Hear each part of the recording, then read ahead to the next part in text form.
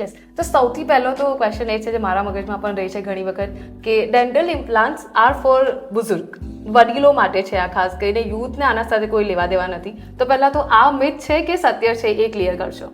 Perfect. સો yes, આ એક બહુ મોટું મિસકન્સેપ્શન છે. જ્યારે હંમેશા સ્ક્રૂવાળા દાંત કે ડેન્ટલ ઇમ્પ્લાન્ટ્સની વાત આવે ને ત્યારે બધાને એવું લાગે કે આ માત્ર વડીલો માટે જ ટ્રીટમેન્ટ છે કે ઓલ્ડ એજ પીપલ માટે જ છે, યંગ પેશન્ટ્સ આ ટ્રીટમેન્ટ ના લઈ શકે. બટ ડેન્ટલ ઇમ્પ્લાન્ટ્સને કોઈ એજ સાથે લેવા દેવા નથી. જો તમારા જડબાના હાડકાની ક્વોલિટી સારી છે, તમારું જડબાનું હાડકું મજબૂત છે, તો પછી તમે 25 વર્ષના હોય કે 85 યર્સના હોય, ડેન્ટલ ઇમ્પ્લાન્ટ્સ તમારા માટે બેસ્ટ ડિસિઝન સાબિત થઈ શકે છે.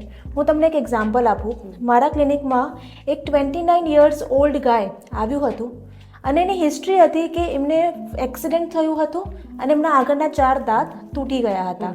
હવે 29 વર્ષની ઉંમરે દાંત ગુમાવવા એ કંઈ નાની સૂની વાત તો ના કહેવાય, બિકોઝ લુક્સ આપણા બધા માટે બહુ જ ઇમ્પોર્ટન્ટ હોય. સો ઇમોશનલી ફિઝિકલ અપિયરન્સ બદલાય એટલે ઇમોશનલી તમારા પર એક ઇમ્પેક્ટ આવે. સો એને એક વખત ડેન્ટલ બ્રિજ કરાવ્યો. હવે ડેન્ટલ બ્રિજ શું હોય કે જેમાં આજુબાજુના જે 2 નેચરલ ટૂથ છે એના સપોર્ટ ઉપર ફિક્સ દાંત આપવામાં આવે. હવે આ ભાઈએ 2 વખત ડેન્ટલ બ્રિજ કરાવ્યું, પણ બંને વખત ડેન્ટલ બ્રિજ પણ ફ્રેક્ચર થઈ ગયા, તૂટી ગયા, ફેલ ગયા. સો હવે ત્યાર પછી એમને ફાઇનલ ડેન્ટલ ઇમ્પ્લાન્ટ માટે ડિસિઝન લીધો. Now days he is very happy અને